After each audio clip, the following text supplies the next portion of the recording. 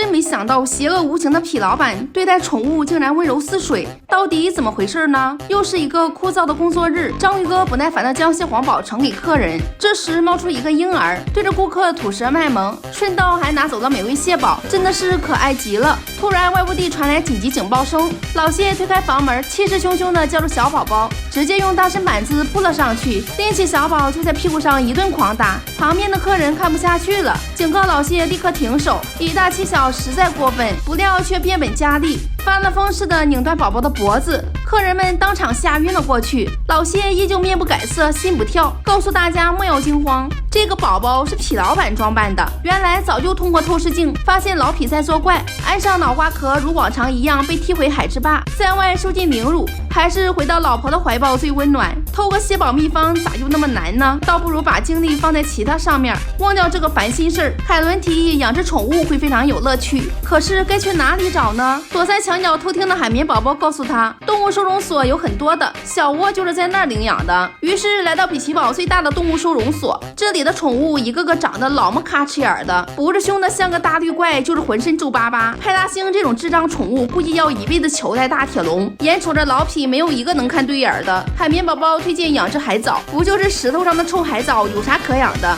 海藻听完气不过，伸出大舌头，一副要吃掉痞老板的样子。这时一只绿色的小家伙冲上前来，狠狠地给大长舌咬了一口，一下子就赢得了痞老板的芳心。这么可爱的小宝贝儿，叫他点点吧。回到家就开始训练，你让他坐下，马上摆出翘二郎腿的姿势服从，还能无敌式翻滚，摇一摇都能达到房子8级震动。这么旺盛的体力，该出门消耗一下。过了一阵子，小点点依旧精神抖擞，而痞老板累得气喘吁吁，感觉走了10万8千里。回头一看，还在家门口，咱也不知道是人遛狗还是狗遛人，那就换项运动，玩捡球吧。好家伙，2个小身板玩这么大的球，痞老板直接抛了过去，点点被砸成一坨粘液，倒地不起。失去了点点，痞老板发了疯似的跪地埋怨自己，还说要和凯伦怀只宠物。就在这时，小点点竟然复活了，给痞老板一顿狂舔，这下可美滋滋。随即回到海之坝训练点点偷取蟹黄堡，计划还没准备好，点点就一脑门冲向蟹堡王，开了挂似的从后厨轻松搬走一个美味蟹堡，这可是老痞拼了半条命也得不到的，激动的眼珠子都抛毛了。上一秒还跟凯伦嘚瑟自己的宠物有多牛叉，